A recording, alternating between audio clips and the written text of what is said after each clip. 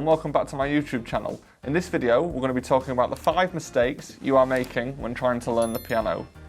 I've been teaching for over 10 years and I've taught hundreds of students, and everyone always makes the same mistakes. So if you follow these 5 tips, you'll get much better, much faster. So, number 1, having expectations on yourself. I see this time and time again in lessons and in practice when students play something wrong and they get really annoyed at themselves for playing it wrong because they think they should be able to do better, or they're expecting that they should be able to get it right. It's not a positive way of practicing because, one, it means that you end up getting tense and annoyed, and it's not a pleasurable experience. But also because you're not looking at the methods. You're not looking at what the problem is, how you're going to fix the problem, and any wider technical issues that may be caused that's making that problem. You need to look at things objectively. Number 2, too bigger goals. This doesn't happen just in piano. This happens in everything that's a long-term project.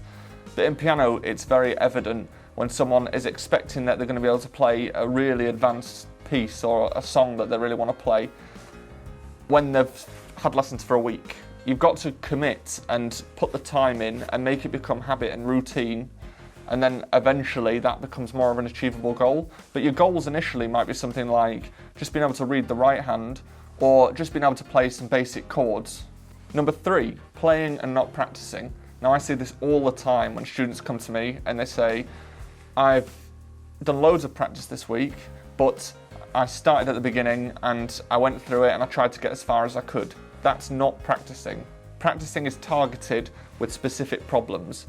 So if you want to practice, then what you need to do is you need to take the sections that you know are weaker and you need to fix those problems by using methods and then applying it to the full thing. Number 4, trying to force it. So this happens all the time as well, but you see a lot of the time because of people's expectations on their own playing, they end up thinking, I should be able to get this right, and they end up getting faster and faster when there's a problem and trying to force the issue and making it tense. If there's a technical problem, you might find that your hand can't quite do it, and the way to fix that is to slow it down, not speed up and not get more and more tense, because you're just trying to force it and it's never going to work like that. And number 5 is forgetting why you started learning. Now, if you do commit to the piano over a long period of time, then it's very easy to get stuck in the scales and the technical things and playing as fast as you can, or certain technical problems, and you forget all musicality. You forget that it's still music, it's still written for a reason, and it's still got an emotional meaning. And sometimes you need to remember why you started learning and what you want to get out of it. And if you want to do things that aren't necessarily to improve your technique, then you should do that, because that's going to help motivate you and it's going to make you a better player anyway. And if those 5 things weren't enough, then here are some extra ones for you. When you're practicing, limit yourself.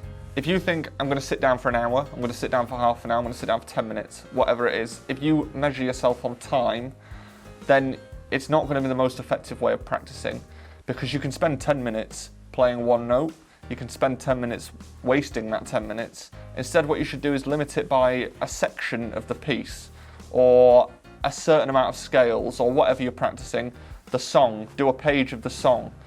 Those are the best ways to practice, because then you're not going to get up off that seat until you're happy with the result, and you'll see much faster progression, and you'll probably find that it takes a lot less time anyway. Also, concentrate on frequency of practice rather than the amount of time that you're practicing in one go. So don't do 4 hours on one day, because you won't be fresh by the second hour. If you do 20 minutes every day, then that's going to be much better for your long-term progression, and you can focus on different things in each day of the week. I hope this has been helpful. If it has, then leave a comment and let me know about your experiences learning the piano. And also, if you could like and subscribe, that'd be great. Otherwise, I'll see you next time.